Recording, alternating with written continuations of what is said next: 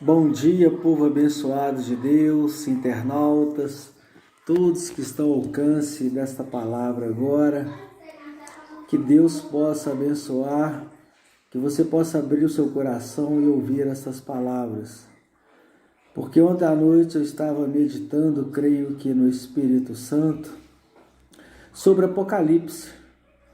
O livro de Apocalipse inicia João recebendo a visão e o anjo falando para ele que ele estava sendo anunciado das coisas que haviam acontecido, das coisas que estavam acontecendo e das coisas que ainda vinham a acontecer. Quer dizer, ele estava sendo instruído a respeito do passado, do presente e do futuro. E ele vem escrevendo ali, sobre o que estava acontecendo naquela época, as 7 igrejas, as igrejas primitivas que haviam sido fundadas na Ásia Menor. E ele vem dando instrução para as igrejas, e ele vem falando sobre a história do homem, sobre o que está acontecendo na terra, sobre a influência de Satanás, sobre os príncipes, os anjos rebeldes, caídos, influenciando a terra, o homem, todos os acontecimentos na terra, as dificuldades, as pragas, os terremotos, tudo que haveria de acontecer e que estava acontecendo e aconteceria. E no final de Apocalipse é interessante, porque no final de Apocalipse, onde ele anuncia as coisas que iam de vir no final, as coisas que Deus tem preparada para todos os que vencerem este tempo na terra, Ele termina os 2 últimos capítulos falando sobre o céu, sobre as coisas mais maravilhosas que o homem às vezes não consegue nem descrever, nem imaginar, nem conceber na sua mente, porque são coisas realmente maravilhosas. Os 2 últimos capítulos da Bíblia, é o 21 e o 22, começa o 21 assim: Eu, João, vi, descendo do céu ataviada, como noivo para sua noiva, um novo céu e uma nova terra, que descia da parte de Deus. Eis que as primeiras coisas passaram e tudo se fez novo. Aleluia! Ele viu nova terra, aonde Deus tinha preparado para nós, para habitar conosco. E ele fala que Deus enxugará dos nossos olhos toda lágrima, e não haverá mais pranto, nem dor, nem morte. E nós estaremos como o próprio Deus e o veremos como Ele é. E lá a cidade santa preparada para nós não precisa mais de sol nem de lua para nos molestar. Nós não vamos ter mais molestações, porque a lâmpada da cidade é o Cordeiro Santo de Deus, é o próprio Deus. Ele estará conosco, enxugará dos nossos olhos toda lágrima, todo pranto, toda dor, e não haverá mais morte. Estaremos eternamente com eles. Os que vencer todas essas coisas, o que ouvir estas palavras e crer que Ele nos amou de tal maneira que Ele deu o Filho dele por nós. Por isso Jesus sofreu aquilo tudo, por isso Jesus sofreu até a morte de cruz, derramou o seu sangue puro, santo, para nos purificar de nossos pecados, para nós voltarmos a ter comunhão com Deus durante esse tempo terreno e na eternidade com Ele morar. Então a Bíblia vem descrevendo como é a cidade santa, que os muros são de pedras preciosas, que as ruas são de ouro, que diante do trono de Deus jorra um rio, aleluia, que é mais límpido do que o mais límpido cristal, aleluia, glória a Deus. E vem escrevendo ali como é toda Jerusalém, que ela é quadrada, o seu tamanho, o seu aspecto, tudo direitinho descrevido ali como vai ser, para a gente poder viver a eternidade na glória. Por isso Jesus disse lá em João, não turbeis o vosso coração, não vos perturbeis, crede em Deus, crede também em mim. Na casa de meu pai há muitas moradas, se não for assim, eu não vos teria dito. Vou-vos preparar lugar, para onde eu estiver, estejais vós também comigo. Aleluia! Então Jesus veio aqui, passou aquilo tudo, para um dia a gente poder estar com Ele na glória com o Pai, morar com Deus eterno na eternidade.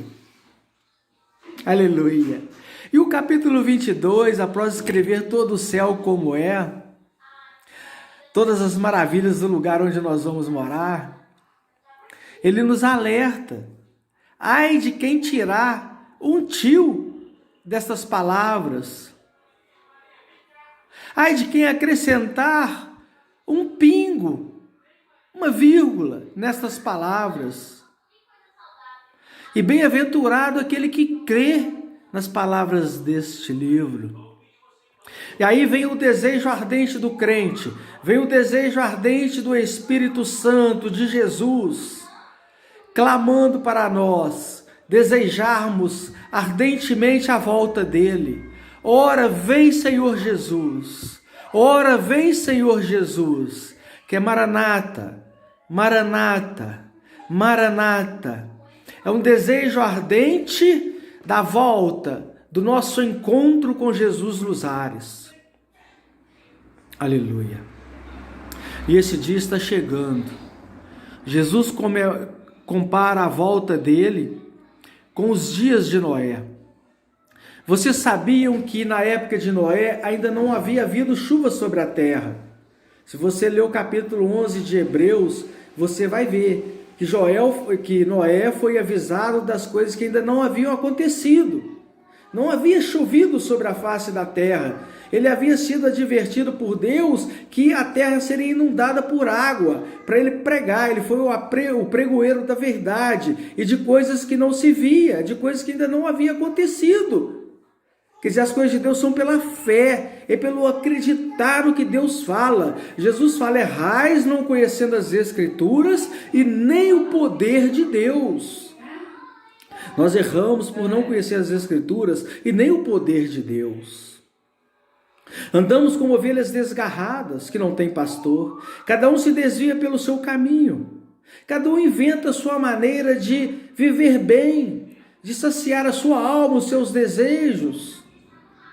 E vivemos uma vida alheia a Deus.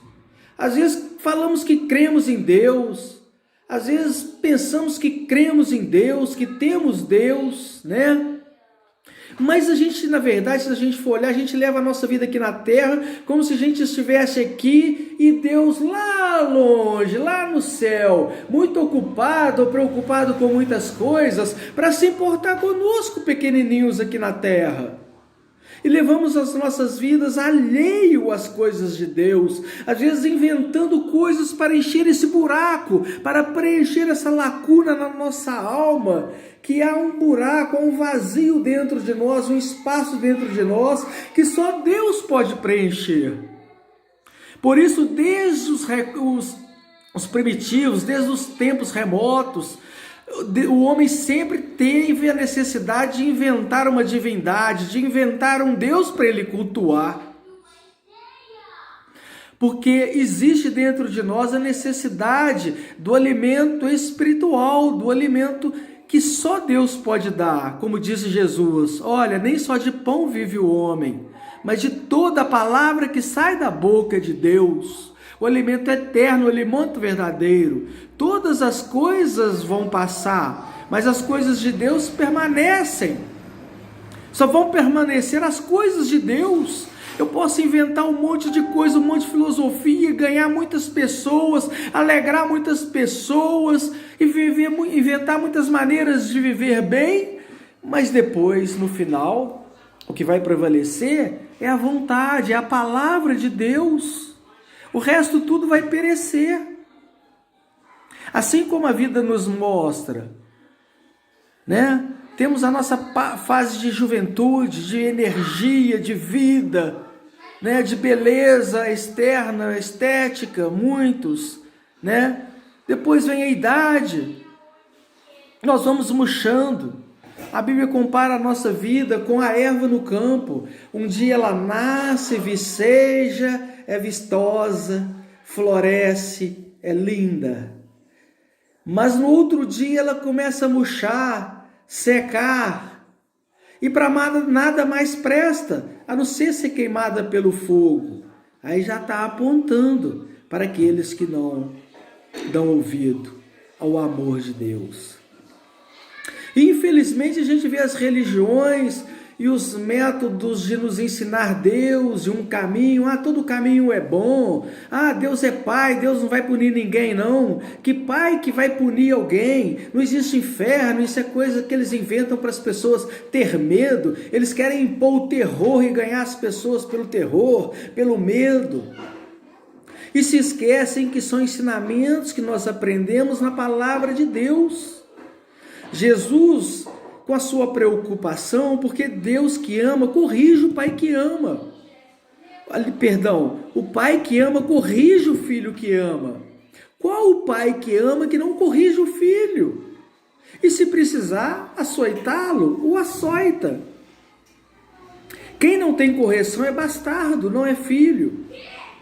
Está lá em Hebreus 12, carta aos Hebreus, capítulo 12, nos fala sobre isso.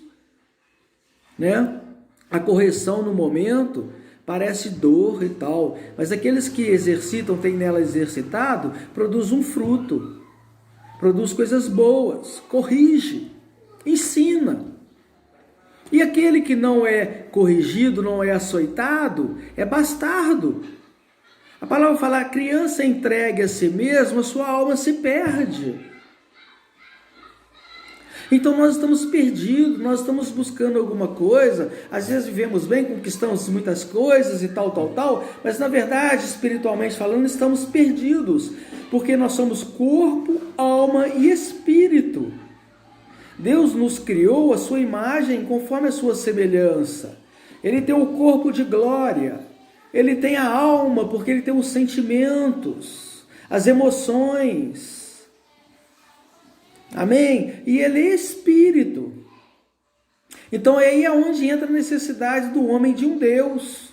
Que Deus vive criando uma divindade. E, infelizmente, as religiões ensinam que Deus é como se fosse a gente, compara com a gente. Às vezes a gente quer ser mais bonzinho do que Deus. Às vezes nós queremos ser mais bonzinhos do que Deus. Então, gente, é coisa maravilhosa. Apocalipse, ele mostra as coisas que foram, que estão sendo e as que hão de ser. Então ele mostra ali, em forma figurada, os 7 selos, os cavaleiros, as trombetas, as pragas, as pestes, os terremotos, as calamidades que acontecem na terra, acontecem nas nossas vidas, por nós mesmos e pelos principados e potestades que nos influenciam. Os filhos da maldade celestial que rondam, os demônios que rondam ao nosso derredor, procurando a quem tragar, procurando a quem desviar, procurando a quem enfeitiçar, para roubar a verdade, para roubar-nos de Jesus Cristo, que é o caminho, a verdade e a vida, o único que pode nos trazer de volta para o Pai. Ele fala: sem mim, ninguém vem ao Pai. Eu sou o caminho, a verdade e a vida. Ninguém vem ao Pai senão por mim. Então é hora de parar com a teimosia. A queda trouxe no homem o querer andar pelo próprio nariz, pela sua própria inteligência. A inteligência que Deus nos deu, às vezes nós usamos contra nós e contra Deus. Nós criamos um Deus, criamos coisas e nos anestesiamos e vamos levando a nossa vida. Alheio, na verdade, às coisas do verdadeiro Deus que nos criou. Nós precisamos conhecer o Deus da Bíblia, o Deus que nos criou, o Criador do céu e da terra, e aquele que se preocupou tanto conosco, que desde a queda, desde Adão e Eva, ele vem tentando nos alcançar, para instituir na terra uma teocracia, o governo dele. Mas nenhum homem que ele levantou conseguiu esta teocracia, esse governo de Deus na terra. Nós sermos governados por Deus, o próprio Deus nos ensinando, nos conduzindo, brilhando em nós o seu espírito, a sua alma, o seu caráter, a sua bondade, a sua benignidade. Ele é a fonte de tudo o que há de bom, né? Se vocês lerem a epístola de Tiago, no capítulo 1, final do capítulo 1, vocês vão ver. Não vos enganeis, meus amados irmãos. Toda boa dádiva, todo dom perfeito vem do alto, descendo do Pai das luzes, em quem não há mudança nem sombra de variação, né? E segundo a sua palavra, ele nos gerou para sermos seus filhos, para toda boa obra que está preparada desde antes da fundação do mundo. Então, por isso que Jesus diz, quando ele veio à terra, ele falou conosco: arrependei-vos, reconheçam que vocês estão andando em caminhos errados, reconheçam que vocês estão levando uma vida alheia a Deus. Mas onde ele fala isso, irmão Paulo? Ele fala isso na hora que ele fala, depois que ele fala arrependei-vos, ele fala, pois é, ele explica o porquê. Deus é tão maravilhoso que ele fala e explica, ensina o porquê que ele está falando, né? Arrependei-vos, pois é chegado a vós o reino dos céus. Arrependei-vos, pois é chegado a vós o reino dos céus. O que é o reino dos céus? É o governo de Deus. É a teocracia. É Deus querendo governar as nossas vidas, nos ensinar a essência da vida, para nós podermos viver uma vida plena. Jesus falou, o diabo, vosso adversário, ele veio roubar, matar e destruir, mas eu me manifestei para desfazer as obras do maligno e vos dar vida e abundância. Ele veio desfazer as obras do maligno. Por isso existe a eternidade com Deus. Por isso a Bíblia fala em Isaías, 750 anos antes da vinda de Jesus, ele fala que a virgem daria a luz. E lá no Éden, no primeiro livro da Bíblia, em Gênesis, Deus, após a queda, já promete que da mulher nasceria aquele que pisaria a cabeça da serpente. Ela lhe feriria o calcanhar. As consequências que nós estamos vivendo, da influência dos príncipes e potestades que andam ao nosso derredor, que andam nas regiões celestiais, inventando filosofias e tudo mais, né? E então, gente, as coisas são muito simples, basta a gente abrir o coração. Se hoje você ouvir a voz do Espírito e abrir o vosso coração, eu entrarei, e eu e o Pai viremos e fazemos moradas em vocês. E quando Jesus estava indo, perto da ida de Jesus, ele já sabia toda a missão que ele ia passar, tudo que ele ia passar. Ele entregou a vida dele, ninguém matou Jesus.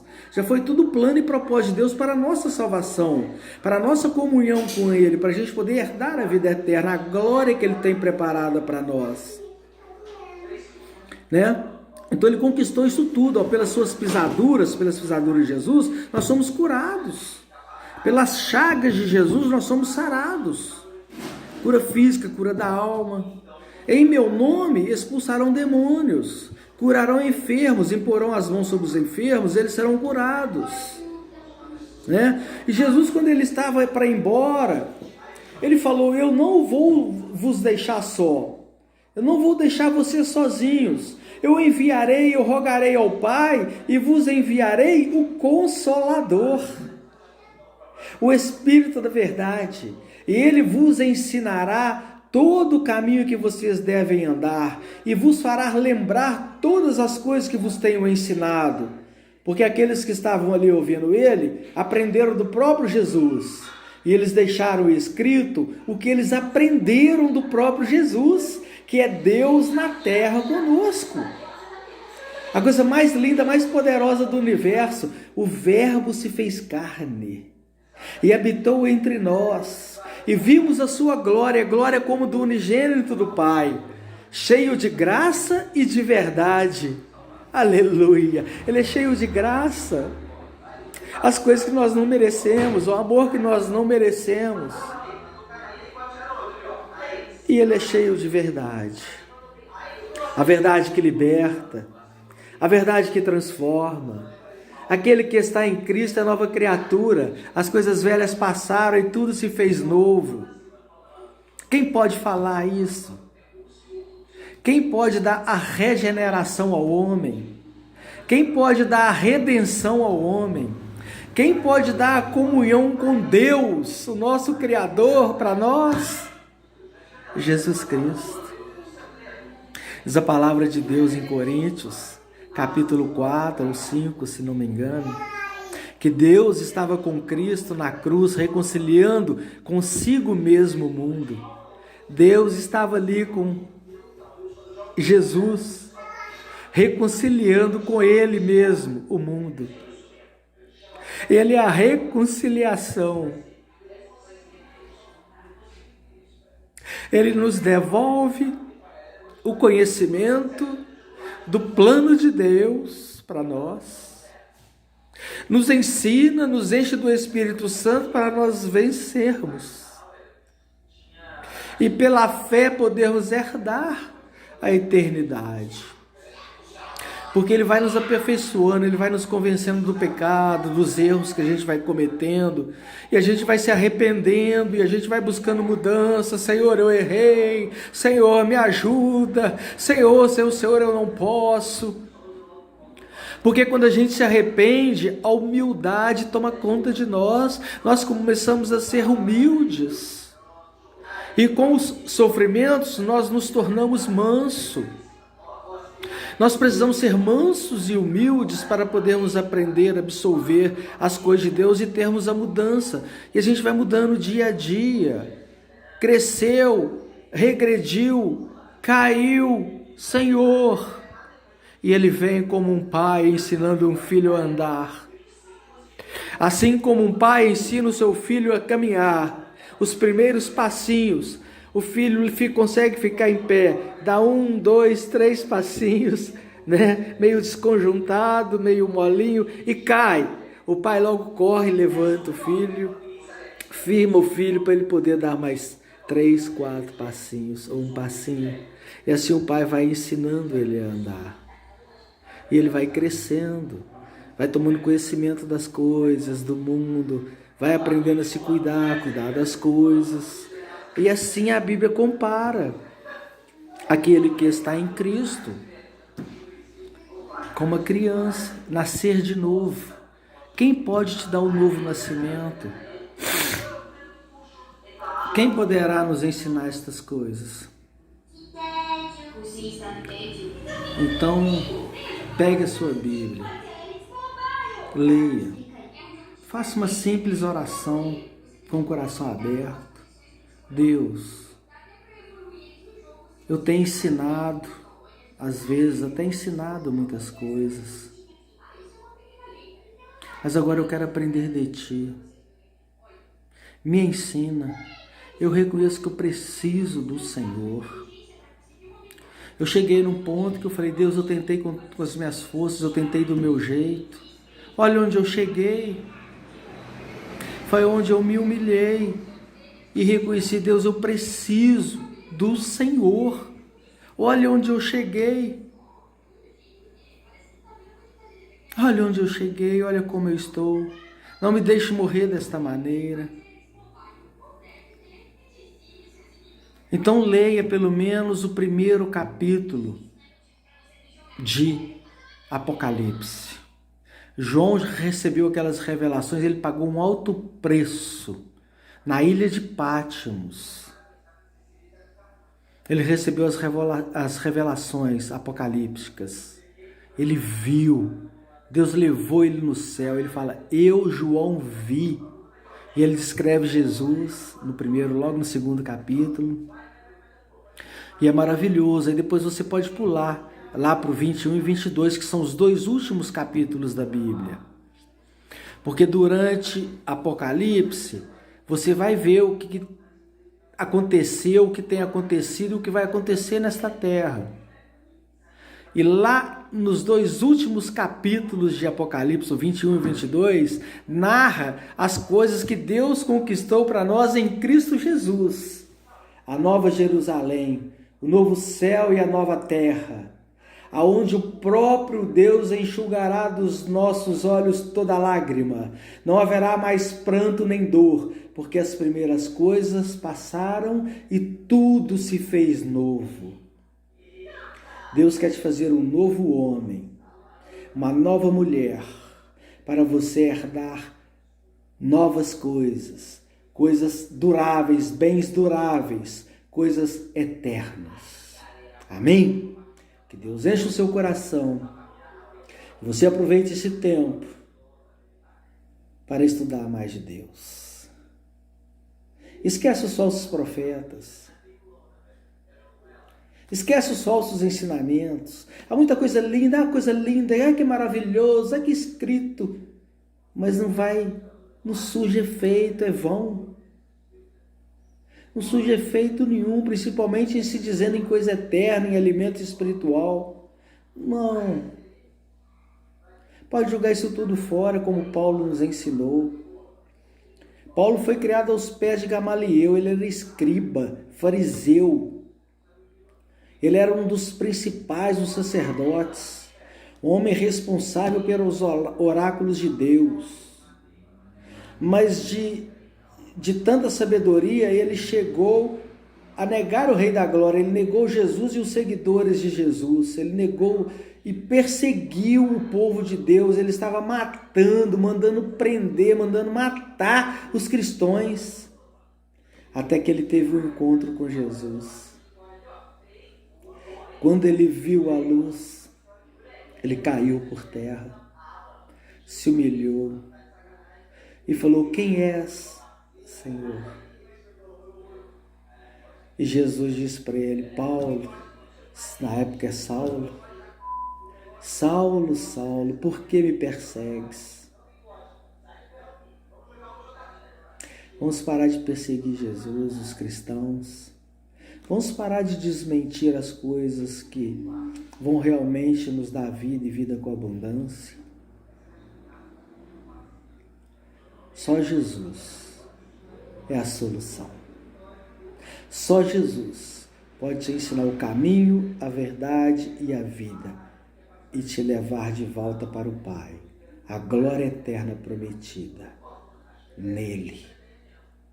Porque dele, por ele e para ele são todas as coisas. Porque dele, por ele e para ele são todas as coisas. A ele a glória, a ele a glória, a ele a glória. Quão insondáveis seus juízos e seus decretos.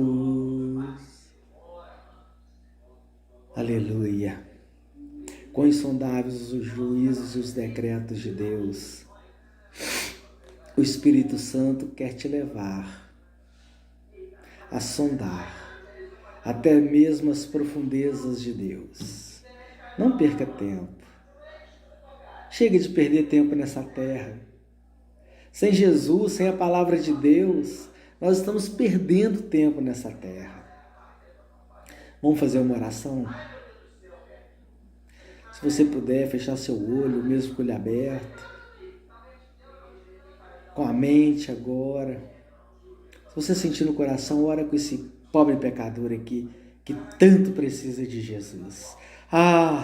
Eu sou o principal dos pecadores, o menos digno de falar a palavra de Deus, mas Ele me chamou. Como Paulo disse, aleluia, como posso negar essa graça, essa tão grande graça, que alcançou um tão miserável pecador como eu, a ovelha negra da família. Senhor, meu Deus, eterno Pai, Eu quero te louvar e te agradecer, Senhor, por tudo que o Senhor tem feito, Pai, por tudo que o Senhor fez, que o Senhor está fazendo e que o Senhor vai fazer, Pai, por nós. Eu quero te louvar e te agradecer, ó Pai, por essas palavras. Eu quero te louvar e te agradecer, ó Pai, por cada ouvinte, Senhor. E te pedir encarecidamente, ó Pai, aquilo que arde no teu coração. O teu amor por essa pessoa, por mim e esta pessoa que está escutando agora, Senhor. Que teu Espírito Santo possa conseguir entrar. Que essa pessoa possa abrir a porta do coração dela e dizer: Jesus, eu preciso de ti. Jesus, eu te desejo. Jesus, venha me ensinar, venha habitar comigo, venha me conduzir. Jesus, olha onde estou, onde cheguei. Me ajuda, por favor, Jesus. Se humilha diante de Deus e Ele te exaltará. A Bíblia fala: os humilhados serão exaltados. Humilhai-vos perante a potente mão do Senhor, e no tempo certo Ele te exaltará. Amém? Fica com essas palavras. Um beijo no coração de cada um.